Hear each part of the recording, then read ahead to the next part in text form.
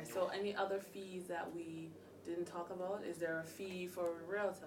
Not if you're purchasing. If you're selling, then there are other fees that are, Okay. for the sellers as opposed to the buyers. With the sellers, you do have to pay your realtor's fee, as you mentioned, which is typically 5%.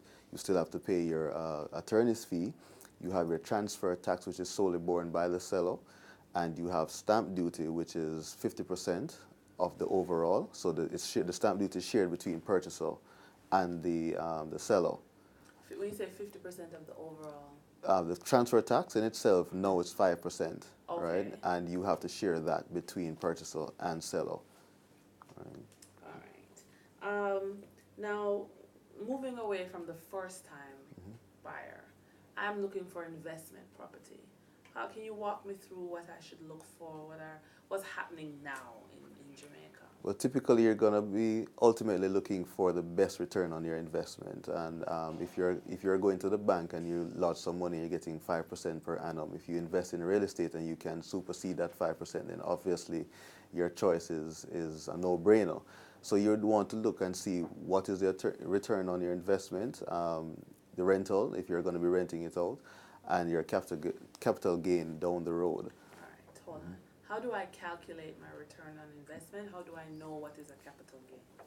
Well, your return on investment, say for instance you bought that same property for $10 million and you're looking to get at least 10% return on your investment per annum, then you certainly would have to be getting at least $1 million in income for the entire year, and you divide that over 12 months, and then your rental will have to be matching that amount to see if it actually makes sense. Okay, so basically then, for a $10 million house for investment purposes, my income has to be $1 million a Not year. necessarily. You need to determine what sort of return you want on investment. So if you were to go to the bank and they say the best I can do for you 6%, you typically know that $600,000 that you're going to get net after the year.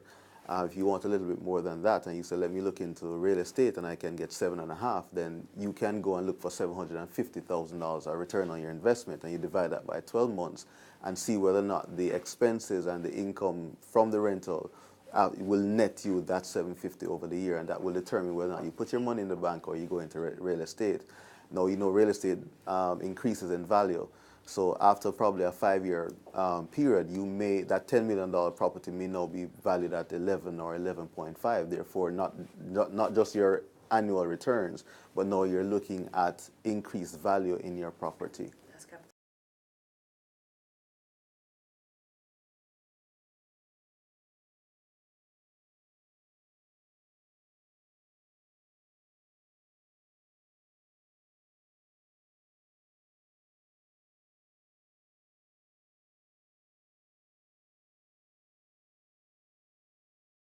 Process.